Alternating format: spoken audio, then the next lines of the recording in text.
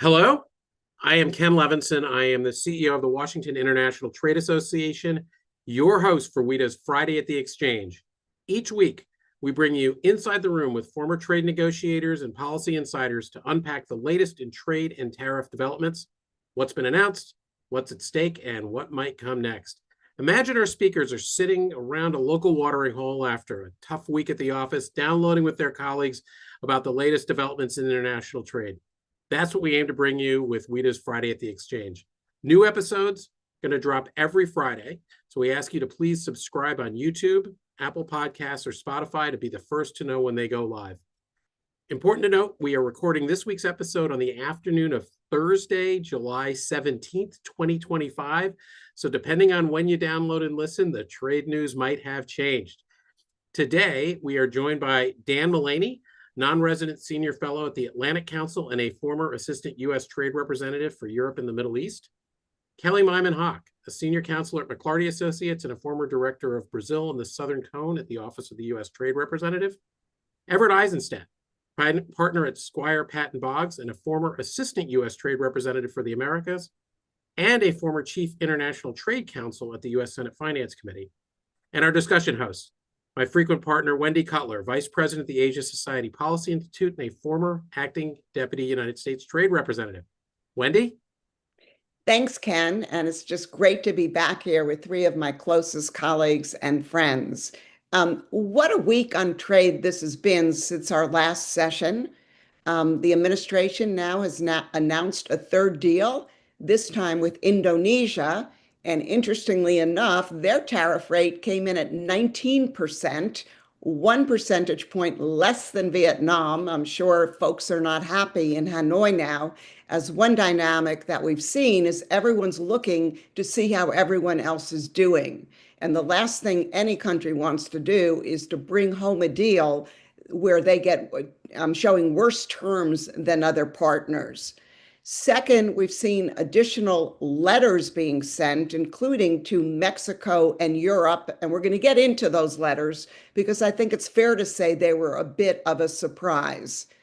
We've also seen additional Section 232 sectoral investigations launched, this time on polysilicon and drones.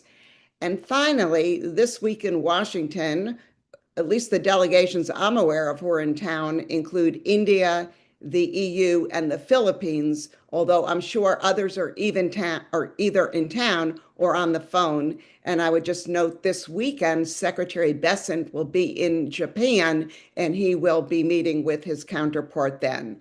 So what a great group we have to discuss these breaking developments this week. And I want to start with Kelly on Brazil. Now, technically, the Brazil letter was sent before our last webinar, but this time we have Kelly here to help us unpack it.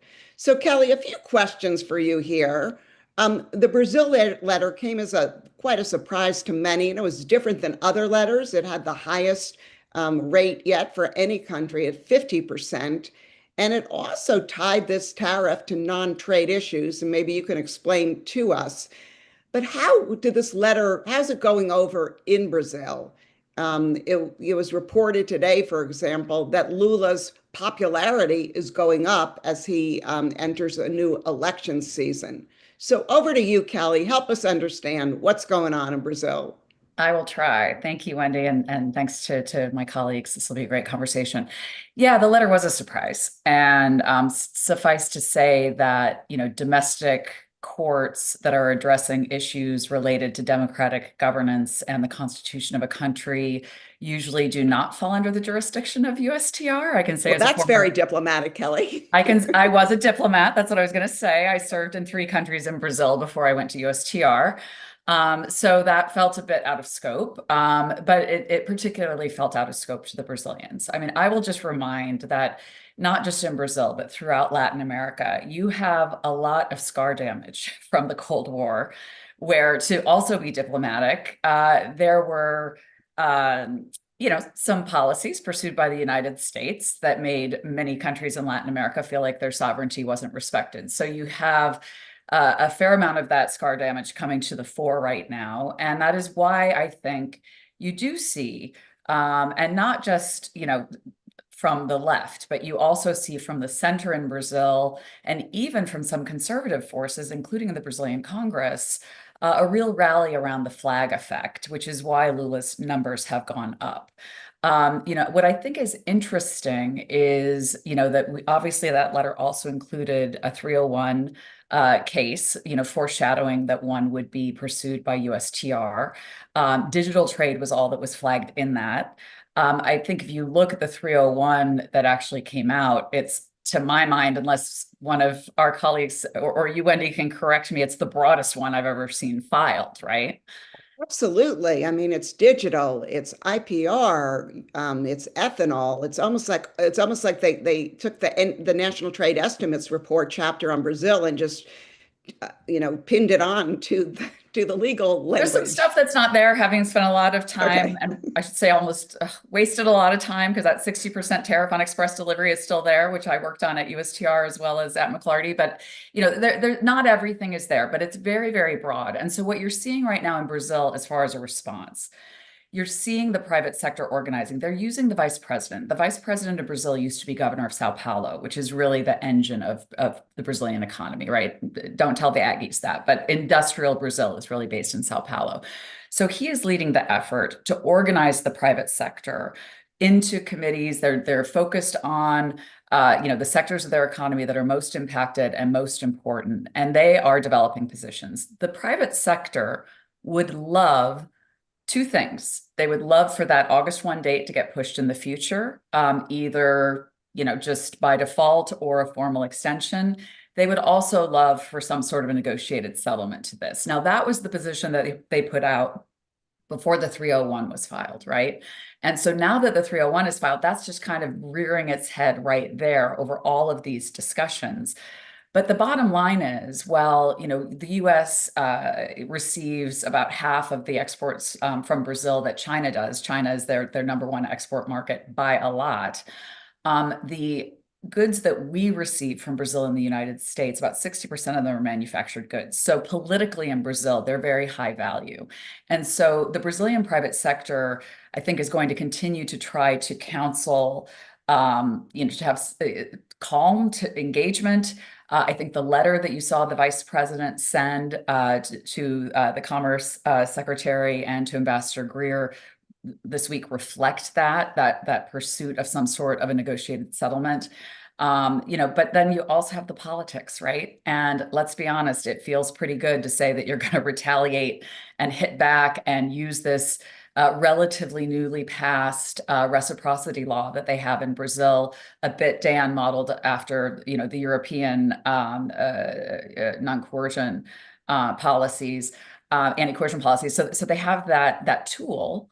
And the Brazilians, as we know from the cotton case that some of us still have bruises from, they know how to do this, right? They are looking at everything. They're looking at tariffs. They're looking at intellectual property. They're looking at U.S. tech sector. So I think you're going to see that in these deliberations, Wendy, everything's on the table. Okay, well, thanks for that. Now let's move on to Mexico. Everett, we're going to turn to you here. Unexpectedly, they received a letter as well with a 30% tariff. I guess the good news for them is that the tariff is 5% less than Canada. And also, and maybe you can clarify this, is it official that USMCA goods would not be subject to this tariff? I thought I saw somewhere in the press that some unidentified administration official said as much. But, at the same time we issued the letter, things were going well with Mexico. I thought that, the Claudia Sheinbaum was getting along with Trump. There were delegations here not only working on trade issues, but also working on other issues of concern, including migration and cartels and fentanyl, etc. So over to you, Everett. What's going on? No, it certainly is a lot to unpack, and I can understand. I didn't see the quote that said that USMCA compliant goods were not subject to 30% in Mexico. I saw that with Canada, and there was a spokesperson from the White House that said that. I don't know which spokesperson. So as far as I know, and this, as you know, and I think it was important that you put the timestamp on this the podcast, because things change. They can change in an hour. We could have a clarification. We could have some EO coming out implementing one of these that will recalibrate and change the dynamics.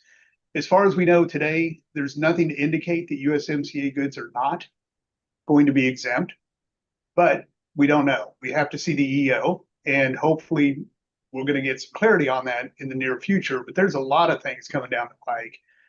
One of the things that Mexico was so concerned about was they were negotiating with the United States. Steel's obviously a very important export for them. When the steel tariff was raised from 25% to 50%. Obviously, as a USMCA partner, they would like to see some relief from that tariff. So they're trying to get some kind of quota. Certainly the UK did, though we still have to see that implemented. But that had already heightened tensions with Mexico, and I think the letter came as a bit of a surprise.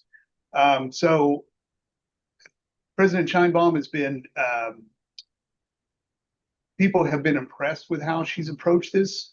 She's been very pragmatic. She's been very cool-headed. She has not retaliated. And to date, the situation has remained fairly stable. There's a lot that could unwind.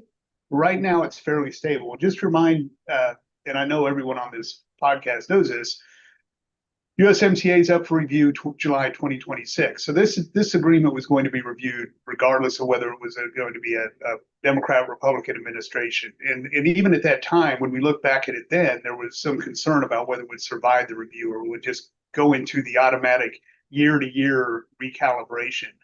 I'm pretty confident that that's where we're headed. I don't see this unwinding dramatically in the near term, but we'll have to see. We'll have to see. It's pretty stable for now, but there's still a lot to unpack. And just to comment on one thing that Kelly brought out that I think is really important is that we're talking about these letters. They're unprecedented. These 232s are unprecedented. Sure, we had steel and autos in the last administration, in the first Trump administration. Now we're talking about, I think we're up to 11. And I don't think we're done. 11 232s out there. And one of the things that's really fascinated me about the 301 on Brazil was the reference to deforestation, which traditionally would not be a Republican ask in a trade agreement. Although it was put in the USMCA, there were environmental provisions in there. Of course, it's in the US-Peru trade agreement. But even if we were just to take that concept itself 5 years ago and say, okay, they're going to do a 301 on deforestation, it would be unprecedented and incredibly dramatic. And that's just one piece of this very, very complicated matrix we're dealing with. So, and it's not the NTE. And it's not, yeah, it's really amazing. And it's really impactful. So we'll have to see.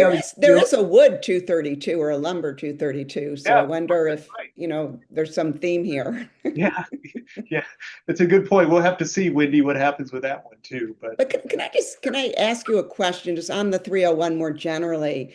Because I've heard some speculation that the broad coverage may be something we're going to see more and more of going forward as kind of a shield from, the possible finding of a court against IEEPA. Do you think there's any credence to that point? I'd love to hear my colleagues, but yes, I do. I think there is. I think there's going to be a number of, I think the breadth of the 232s, the scope is going to continue to expand. Of course, they have new provision in each. Well, the ones that are already implemented or are being implemented have inclusion processes where petitioners can file to include products that may not have been covered by the initial 232 scope. So that can expand the coverage right there.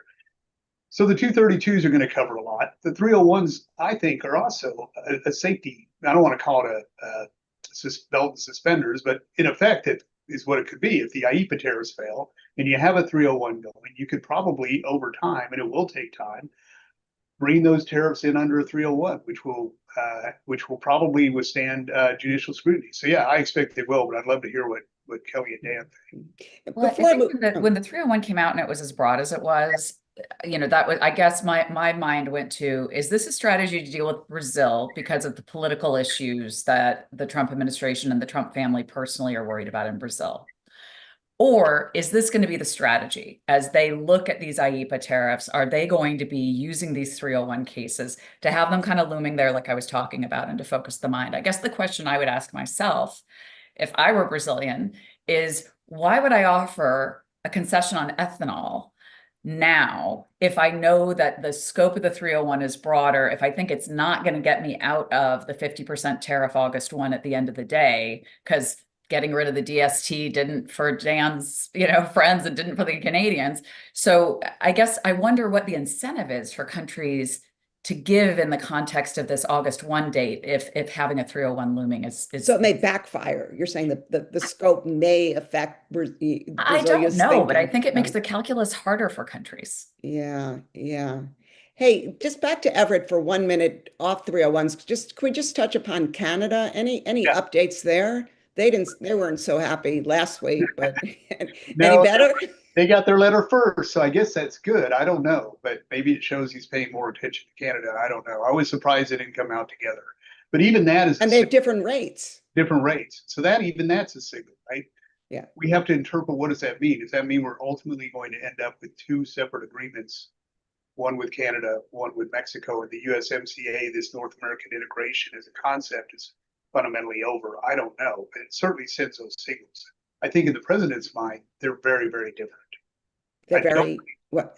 They're very different. I don't think he buys into this concept of a North American integrated market that really carried, NAFTA and the USMCA, and candidly was meant to be a counterpart and a way to keep the North American continent competitive against economies like China. So there's a lot of change afoot, no question about it. And that's just in the Western Hemisphere. And I know that there's a lot going on, as you mentioned, with the Indonesia agreement and many, many others. Okay, so now we're going to move to Dan in Europe. They also got a letter, which I thought was, I think it was a surprise to them. It was a surprise to me because I keep hearing that negotiations are going pretty well. It's not clear if, they'll successfully go over the finish line. But maybe Dan, you can share with us how did Europe receive the letter? And also what's going on in Brussels? There seems to be a lot of internal discussion and difference of views between certain member states. Can you just kind of shed some light on that? Yeah, thanks, Wendy. Great to see you, Everett and Kelly and Wendy. Great to be sitting together. We do need to be sitting down together around a table. That would be great. Yeah, the letter came as a big surprise. I actually hesitate to say anything now because last week on Friday we were noting that conversations seemed to be going well. There was no letter from the EU, and we were noting that over and over again. And of course, so do you think we jinxed that? I'm not saying that. I'm not saying that, Wendy, but I will note that 24 hours later, on a Saturday, the letter came out. And I was actually struck by Kelly's comment where the letter kind of created a rally around the flag sense in Brazil. And I think the exact opposite really is true in Europe, because I think the trade commissioner and the president, Maros Šefčovič and van der Leyen, have been, I think they've adopted a strategy of engagement and compromise and trying to negotiate, but it's a bit of a tenuous coalition because there are a lot of segments of the European institutions, member states, members of parliament, who are saying, if the United States is going to treat us like this, we need to retaliate. We need to hit back. We need to strike back. We need to show strength. We need to show courage. They've been holding a contrary course, which is sitting down and negotiating. And I think that this letter, which was limited to trade issues, so we don't have the extraneous, we don't have drug, immigration, election. It was really just the standard trade issues. My own sense is that it was intended to kind of push the negotiations along in a positive way. We had a similar dynamic several weeks ago when the president tweeted out on a Friday morning, we're going nowhere with the EU, 50% tariffs on Monday. There were conversations over the weekend, and by Sunday that had been pushed back. I think this is a similar dynamic, but to encourage negotiations. But I think what it's effectively done is sort of given some credibility to those who are saying, look, we need to strike back, we need to hit back. So I think it's kind of created some complications potentially, or risked creating complications for the trade commissioner of Maros Šefčovič. But I think for now, they seem to be holding the course of negotiating. But there are a lot of significant voices, including the chairman of the International Trade Commission at the European Parliament, who are saying, enough already. We need to push back, and kind of creating a lot of criticism of the Commission for being too soft, being too accommodating. So that could be a sort of a negative aspect of this letter. We'll have to see. The question of section 232 and 301 investigations is interesting because unlike the broad negotiations where the administration is saying, look, they're treating us unfairly, we need to negotiate something, 301 and 232s tend to be fairly specific to sectoral problems. So you have 232 on steel, and the issue is non-market economy, excess capacity in China. You have a 232 on pharmaceuticals. The issue is pricing and it's intellectual property. You can go down the line of all the 232s when digital services taxes. If each one of them, unlike the general statement that the partners are treating us unfairly and is creating trade deficits, each of those is fairly specific and fairly tailor-made to individual sectors. So I think that can have, you want to call it this, the benefit of maybe more sharply defining the negotiation. So you actually have some specific targets to look at. Interestingly, I was interested by Everett's comment about the deforestation issue, because of course that is an issue in the EU, but in the sense that the EU is working on putting in place restrictions on imports from countries that don't respect good forest management, which of course is something that could impact us. So I think that is that is one of the issues that's probably very live with respect to the European Union. But I think fundamentally, after that letter, which of course everybody was surprised at and many people were unhappy about, I think the dynamic is fundamentally unchanged. I think the Commission is still, as you noted, in town, working to find a solution, to find an outcome, and we'll see how it goes. I mean, if things go further south, and I'm hoping the fact that I'm noting that there is not yet a second letter will not prompt a letter tomorrow. By the time, if that doesn't happen, your European friends are saying, "Don't talk about a second letter." That's right. I will never eat lunch in Brussels again. What are the major sticking issues in that negotiation right now? Is it really steel and autos, or tariff cuts, or this kind of mutual benefits? I think the main issue is not, I mean, because there are a lot of issues. There are a lot of non-tariff barriers. There are a lot of concerns about non-market excess capacity, non-market economy policies and practices. I think the biggest overall sticking point is that I think the administration comes to the table thinking, look, we've fundamentally been treated unfairly. There's an imbalance here that we need to rectify.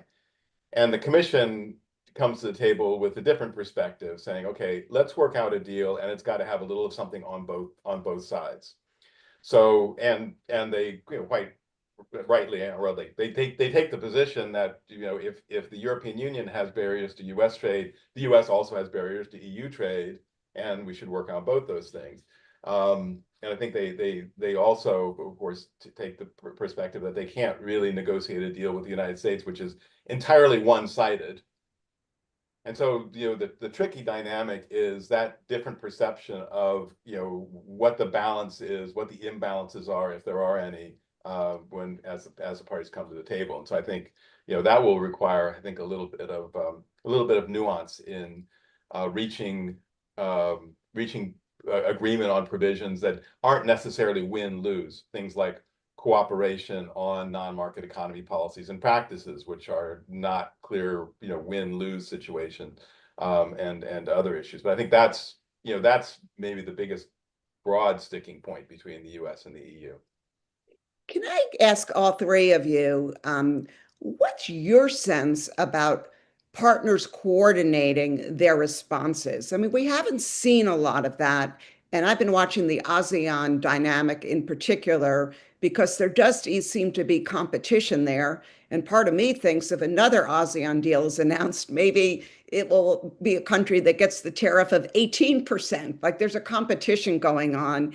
And I know the EU at one point was trying to corral some countries into coordinating, but there seems to be more rumblings of that as our partners are getting more and more frustrated and sharing those frustrations. But do any of you want to opine about, do you see coordination? Is it realistic? Is that something that may happen going forward as countries try and respond to the United States? Or is it kind of every man for himself? Well, Wendy, I'll take a quick swing at it. I think it really depends. I think for, obviously Canada and Mexico always would try to coordinate, but at the same time, they're gonna represent their own interests. I think the European Union's the master, and Dan would know this much better than I. They know how to play this game. I am confident that they're talking to the UK. They're doing a lot of diplomatic outreach because they have to. It's in the nature of the system that they have to understand each other's needs to go forward as one. And so I know they're talking to Canada. I'm sure there's a lot of outreach going on. Part of the problem is the speed of this. It's just incredible. I mean, we're talking about fundamental shifts in trade policy over a matter of months that traditionally would have taken 10, 15 years to see this much dramatic change. So I don't think people can keep up, candidly. Even governments don't tend to move that fast. So I think it's putting a real strain on traditional methods. And as this goes on, I do believe there will be more coordination. I think there's going to be more agreements among other countries. Ironically, if we do go into a high tariff environment in the US, that may accelerate negotiations among other parties without us. And I wouldn't be I think we're doing that already. Dan, do you want to talk about every day I read something about the EU concluding another agreement, right? Did they just conclude an agreement with Indonesia and now are going on to, they're talking about Mercosur and India and others? Definitely, a huge part of their response is to diversify their markets and create tighter bonds with other trading partners. I mean, I think Everett is right that the European Union is sort of a master at trying to corral other trading partners. I also agree it's really challenging. I mean, they did manage to do something, find an alternate dispute settlement system when the United States did not confirm an appellate body member, and they managed to get a lot of parties on board for that. And there have been some other examples.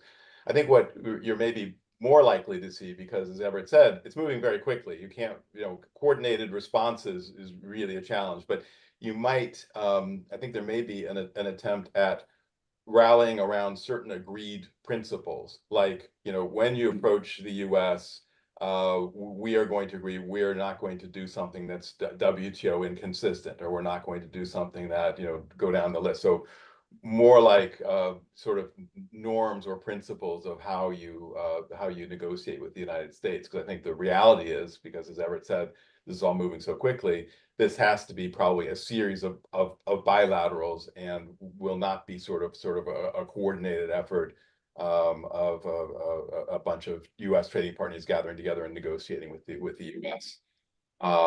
But I have already seen sets of principles out there, trying to. Okay, but can I just, on this WTO principle, right? That train has left the station. I mean, everyone who's negotiating with us is buying into us breaking our tariff bindings, but also to the extent that they're lowering their tariffs just for us and not in a broader FTA, they're violating their MFN obligation. Kelly, what do you? I mean, they are, but that is, I think that is the attempt to. Right, but it's almost, I would argue it's almost too late, but we'll see. Kelly, any views on these issues? Yeah, just quickly. I mean, in Latin America, you're not going to see a coordinated response. You see throughout Latin America, governments really trying to warm up to the Trump administration in different ways. And I won't go into detail, but I think that dynamic will continue. But any other letters in Latin America? Not that I've seen, Okay. not that I've Because I seen. haven't There either. certainly have been negotiations and attempts, including by the Costa Ricans, to try to get rid of the 10%, which I think we all agree no one is going to get rid of the 10%. But those efforts are out there. I think those efforts will continue, but in a coordinated way, no. I think that what you'll see in Latin America, in my opinion, is just continued commercial engagement more broadly. I mean, Dan, you probably saw my eye roll. I instinctively roll my eyes when people talk about Mercosur, EU, just because it's been out there forever, as you know. And sure, maybe this environment will make that more probable, possible. It's still not going to be easy, right? And so, I mean, heck, Mercosur doesn't even always coordinate as a group, even though they're a customs union. Argentina asked for exemptions to the common external tariff to be able to do a deal with the Trump administration. So I think it'll continue to be a careful, kind of non-aligned, go it alone sort of an approach if we look at Latin America. And just one more question, because earlier this week I was on another webinar with a former official from Peru. and she was complaining about the fact that Peru is an FTA with the United States, and it doesn't seem to mean anything. I hear this from my Korean colleagues all the time, and I've heard it from Australia and Singapore. Not only does the FTA not mean anything, but it actually works to their disadvantage because their tariffs are already zero. So unlike in India or Vietnam with high tariffs, they could offer to lower them. If your tariffs are already at zero, you've lost an important concession to make, and you're getting absolutely no credit for it. Be interested. This will be our last issue, and then we'll wrap up. Any comments on how we're treating our FTA partners? Are these FTAs going to even survive over the next 3.5 years? I don't know if they'll survive. We're obviously not respecting the FTAs. Speaking about the Latin America FTAs, whichever it used to have responsibility for, I do wonder, and 10%, if those rates do stay at 10%, to your point on the Vietnam, Indonesia situation, you just have to be doing better than the others, right? And you don't have to be at zero if everyone else is higher. So I think that will be the way that that issue is approached in Latin America, Wendy. Everett, Dan, any views on? No, I've been thinking about the FTAs a lot, actually, because there hasn't been that many letters to FTA countries. Generally, they've been treated differently. I have a theory, and I don't know if this is going to be right, that we'll see what happens in USMCA, and we're watching some of these export controls and third-party defense mechanisms being incorporated into agreements like Indonesia, trying to keep Chinese product out of the supply chains. I think there may be I'm not saying there is, but I think there may be a grand strategy to eventually try to use the FTAs and these reciprocal tariffs and the 232s to try to ultimately bring almost a bifurcated supply chain globally that separates China and the US. And if any overriding theme emerges from the FTAs, if they do survive, and I think they will in some form, that's probably what's going to hold them together. The level of Chinese investment in Latin America will not make that possible with the Latin America FTAs, as you know, Ev. Yeah. My sense is, we haven't seen the final chapter of this. I mean, this is all, we're moving towards a deadline. There are threatening letters. So I think, we need to see what the final outcomes are. We may find that the FTA partners get, different and maybe better treatment. We'll see. Yeah, well, Korea ain't feeling the love right now. I can tell you that, with a 25% tariff and an FTA that's been renegotiated 3 times. Okay, I think you may be happy that we don't have a TTIP. Yeah. Well, I'm feeling the love from all you guys. Really grateful for you. Thanks for joining us, Wendy, Dan, Kelly, and Everett. We will have all of you back on again. Thank you for joining us on WIDA's Friday Exchange podcast and YouTube video, produced by WIDA, the largest nonpartisan forum for the trade policy community in Washington, D.C. and around the world. To stay up to date, please subscribe on YouTube, Apple Podcasts, or Spotify. You'll be the first to hear when new episodes drop each Friday. To learn more about our other activities at WIDA, please visit us at www.wita.org and follow us at WIDA_DC. And if you enjoyed today's conversation, we'd love you to share the podcast and leave a review. It helps others to find the show. We will be back again next week with some of our, I think we have Wendy and Dan will be back, and we have some other speakers that we're already lining up. We look forward to hosting you all again and seeing you again online and on our podcast and YouTube and Spotify channels. Thank you. Thank you, Ken. Thanks, Wendy. Thanks, everyone. Thanks, guys. Thank you. Good to see you all. Have a good rest of the week. Take care.